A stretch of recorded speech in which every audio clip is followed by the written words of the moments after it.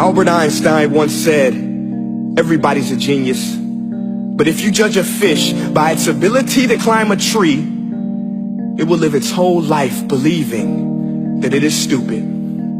Ladies and gentlemen of the jury, today on trial we have modern day schooling. Glad you could come. Not only does he make fish climb trees, but also makes them climb down and do a 10-mile run. Tell me, school, are you proud of the things you've done?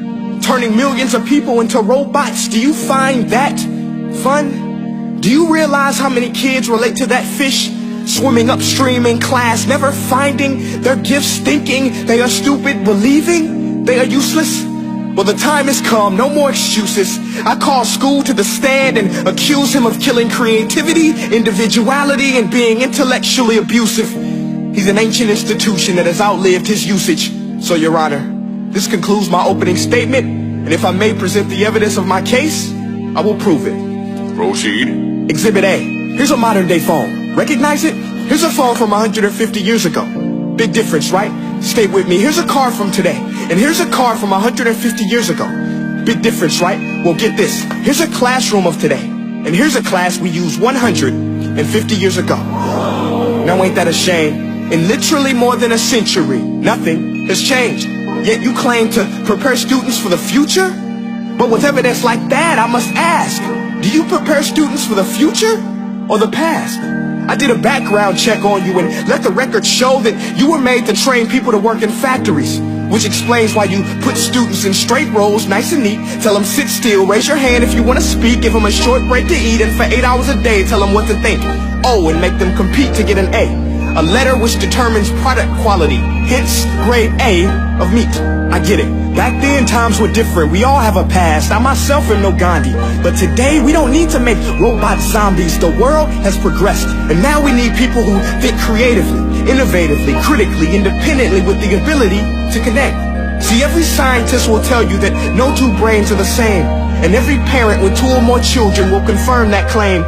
So please explain why you treat students like cookie cutter frames or snapback hats, giving them this one-size-fits-all crap. Watch your language. Sorry, Your Honor, but if a doctor prescribed the exact same medicine to all of his patients, the results will be tragic. So many people will get sick, yet when it comes to school, this is exactly what happens. This educational malpractice, where one teacher stands in front of 20 kids, each one having different strengths, different needs, different gifts, different dreams, and you teach the same thing the same way? That's horrific. Ladies and gentlemen, the defendant should not be acquitted. This may be one of the worst criminal offenses ever to be committed.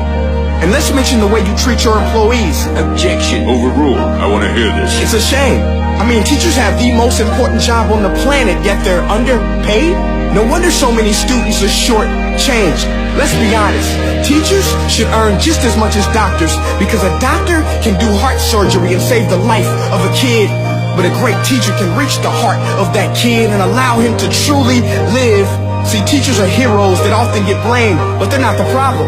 They work in a system without many options or rights. Curriculums are created by policymakers, most of which have never taught a day in their life. Just obsessed with standardized tests. They think bubbling in a multiple choice question will determine success. That's outlandish.